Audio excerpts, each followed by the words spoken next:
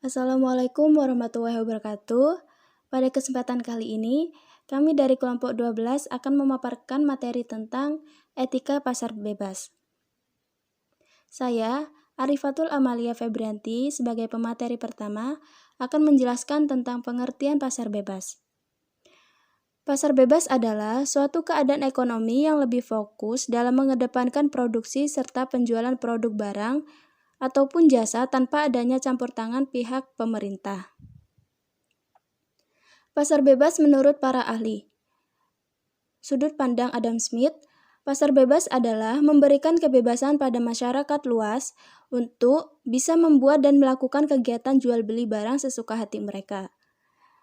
Sudut pandang David Ricardo, pasar bebas adalah suatu kegiatan perdagangan luar negeri yang melibatkan lebih dari dua negara yang masing-masing diantaranya akan melakukan perdagangan tanpa ada masalah dari pihak pemerintah. Tujuan pasar bebas itu sendiri yaitu meningkatkan pendapatan negara, meningkatkan perekonomian negara, memperluas pasar, menciptakan transfer of technology, memenuhi kebutuhan dalam negeri. Baik, saya Rofi'i akan melanjutkan penjelasan dari teman saya tentang dampak pasar bebas dan faktor keberhasilan pasar bebas. Dampak pasar bebas yang positif: 1. Menambah peluang kesempatan kerja. Yang kedua, mendorong percepatan kemajuan di bidang ilmu pengetahuan dan teknologi. Yang ketiga, meningkatkan pendapatan negara. Sedangkan yang negatif, yang pertama, menghambat pertumbuhan sektor industri. Yang kedua, memperburuk neraca pembayaran. Yang ketiga, sektor keuangan semakin tidak stabil. Dan yang terakhir, memperburuk prospek pertumbuhan ekonomi jangka panjang.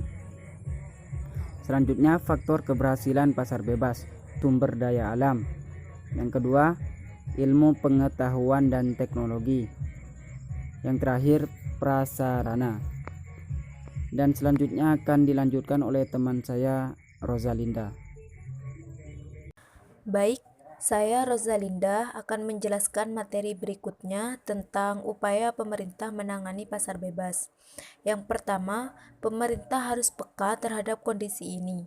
Pemerintah jangan hanya menunggu dan baru bertindak ketika industri kita mulai mati atau bangkrut.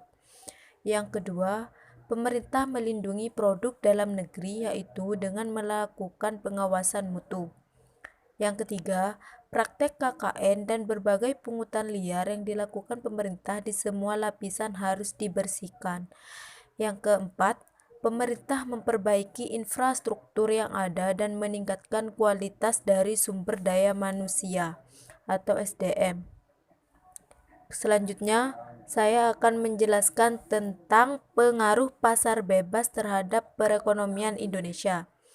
Yang pertama, negara Indonesia bisa kehilangan pasar dunianya yang selanjutnya berdampak negatif terhadap volume produksi dalam negeri dan pertumbuhan PDB serta meningkatkan jumlah pengangguran dan kemiskinan. Yang kedua, peningkatan impor tidak dapat dibendung karena daya saing yang rendah dari produk-produk serupa buatan dalam negeri.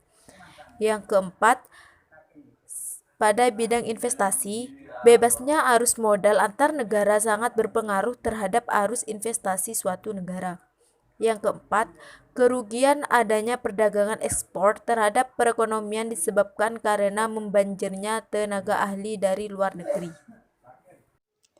Demikian penjelasan dari kami, dari kelompok 12. Kurang lebihnya, mohon maaf dan terima kasih.